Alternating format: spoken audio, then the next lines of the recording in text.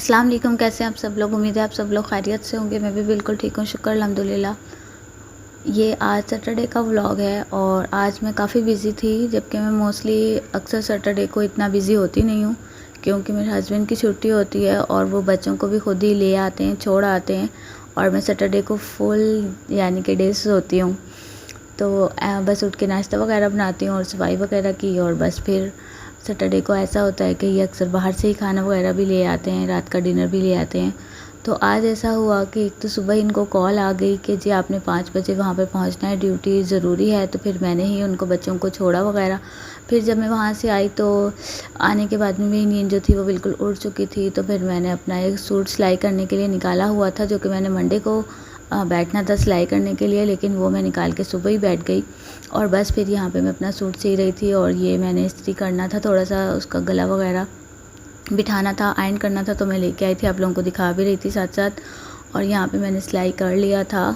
जब मैं बच्चों को लेके आई स्कूल से तो उस वक्त मेरा सूट जो था वो सिलाई हो चुका था। और ये देखें यहाँ पे ये मैं आप लोगों को दिखा रही हूँ कि मैंने इसके साथ में आउट दुपट्टा लगाया बिल्कुल, और इसके ऊपर हल्का सा मतलब कटवर्क डिज़ाइन लगा दिया था, मतलब बनाया था नीचे से। बस मैंने इसके मतलब के दामन पे बनाया था और ट्राउज़र पे, और बाकी जो था वो पूरा सिंपल था इस तरह से। और ये गला मैंने सादा सा बना के इसके ऊपर इस तरह से बटन जो थे वो टाँक दिए थे, और जिस तरह का मतलब दुपट्टा मैंने इसके साथ लगाया है तो उस तरह से। और जब सिलाई मशीन में निकालती हूँ, वैसे तो महीनों तक मैं निकालती नहीं हूँ, लेकिन जब निकाल लेती हूँ तो 1 महीने से पहले इसको रखती भी नहीं हूँ, चाहे 6 महीने के बाद क्यों ना निकालूँ। तो यहाँ पे मैंने जब अपनी सिलाई मशीन निकाली तो साथ साथ मेरे काम भी मुझे सारे याद आ गए जो कि पेंडिंग में पड़े थे। तो ये देखें, ये मेरी 2 बेडशीट्स हैं ओल्ड।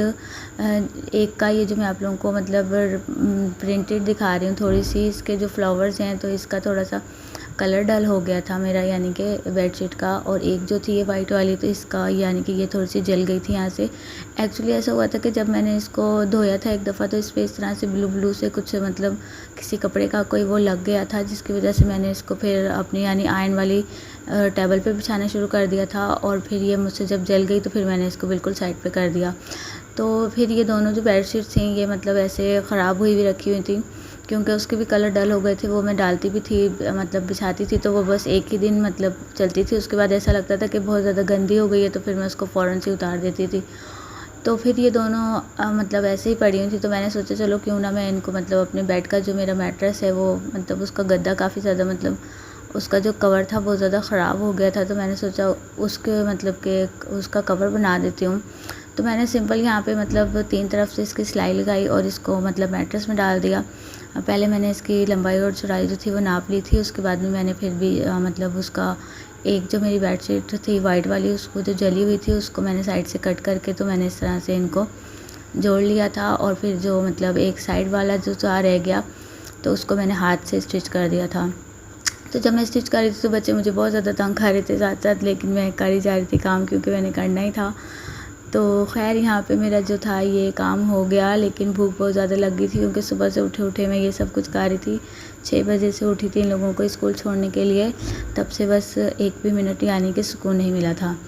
तो ये करते करते मुझे जब भूख लगने लगी तो फिर मैंने सोचा कि चलो मैं ऐसा कोई काम करती हूँ जो कि मैं मतलब करके आ जाऊँ, और फिर मैं दोबारा आके यानी कि सफाई वगैरह जो मैंने नहीं की है सुबह से तो आज मैं वो करने बैठ जाऊँ। तो मैं बेसिक जो था वो सोच के आई थी कि आज मैं दाल चढ़ा दूँगी, लेकिन जब दाल की तरफ देखा तो बिल्कुल दिल ही नहीं किया दाल खाने का। तो फिर मैंने साथ में क्या किया कि इसके अंदर चिकन भी डाल के तो इस तरह से कबाब का मसाला चढ़ा दिया।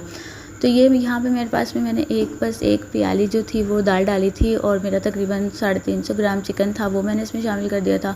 और साबित गरम मसाला, अदरक, लहसुन और साबित वाली ये लाल मिर्च, ये सब मैंने डाल के यहाँ पे इसको मतलब के रख दिया था पकने के लिए। और जब तक ये पक रहा था तो फिर मैंने इसका जो था हरा मसाला वो भी रेडी करना शुरू कर दिया था, क्योंकि मुझे भूख बहुत ज़ोर से लग रही थी और मुझसे बर्दाश्त ही नहीं हो रहा था कि मैं भी मतलब कि जाके कुछ और काम करूँ। और मैंने सोचा कि बस ये लंच में मतलब कि बन जाए, और मैंने ये बनाना ही 4 बजे शुरू किया था। तो लंच जो था वो कहीं का रहा ही नहीं था, क्योंकि सुबह का नाश्ता किया हुआ था, बीच में जब मैं सिलाई कर रही थी तो साथ साथ मतलब नाश्ता करती जा रही थी, नाश्ता बना के बस मैंने अपने साथ रख लिया था। तो यहाँ पे मैंने चॉपर में हरी मिर्चें डाल दी थी, हरा धनिया था, प्याज थी और पुदीना था, ये सब चीज़ों को मैं चॉप कर रही थी जब तक मेरा यानी कि वो रेडी हो रहा था।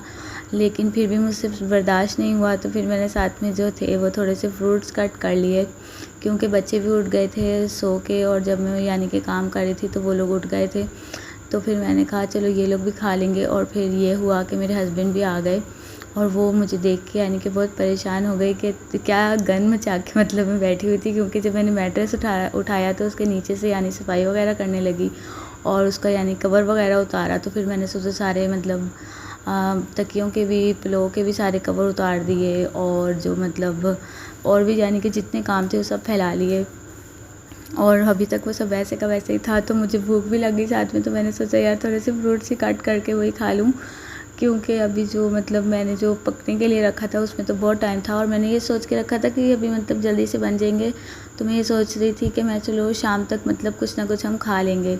तो ऐसा हुआ ही नहीं, क्योंकि मैं जाके सफाई वगैरह करनी शुरू हो गई फ्रूट्स का कट करने खाने के बाद में।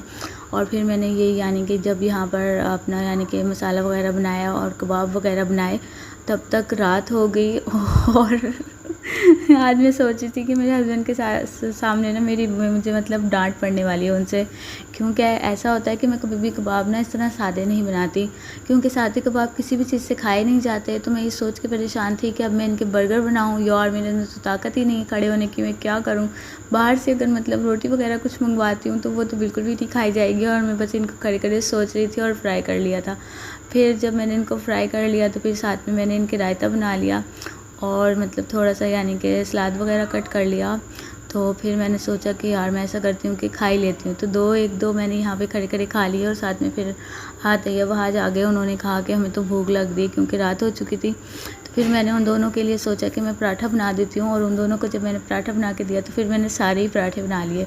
और जब मैं पराठा बना रही थी उस टाइम पे मेरे हस्बैंड जो थे वो रूम से निकल के बाहर आए, उनको खुशबू आनी शुरू हुई ना पराठे की, तो वो आके मेरे पास किचन में खड़े हुए और मुझे कहने लगे रात को पराठा बना रही हो। लेकिन जब उन्होंने मेरी मतलब टेबल पे देखा इस तरह से कबाब रखे हुए और साथ में मतलब के सलाद थी और रायता था, तो कहने लगी क्या आज हमने डिनर में कबाब पराठा खाना है। तो मैं बिल्कुल शॉक्ड रह गई, और मैंने कहा हाँ जी बिल्कुल आज हमने कबाब पराठा ही खाना है। तो कहने लगे हाँ बड़ा अच्छा है, बहुत मज़ा आएगा। मैंने कहा हाँ जी बहुत मज़ा आएगा, शुक्र है मैंने कहा इनसे डांटना पड़ी, वरना तो क्योंकि सालन हो या तो बिरयानी हो या तो फिर कुछ ऐसी चीज़ हो जिसके साथ मतलब कबाब खा लिए जाएं।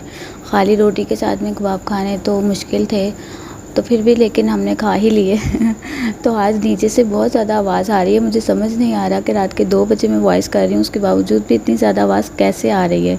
तो बस यही था मेरा आज का व्लॉग, उम्मीद है आप लोगों को अच्छा लगा होगा। मेरे चैनल को लाइक करें, शेयर करें, सब्सक्राइब करना ना भूला करें। मिलती हूँ अपनी नेक्स्ट वीडियो में, जब तक के लिए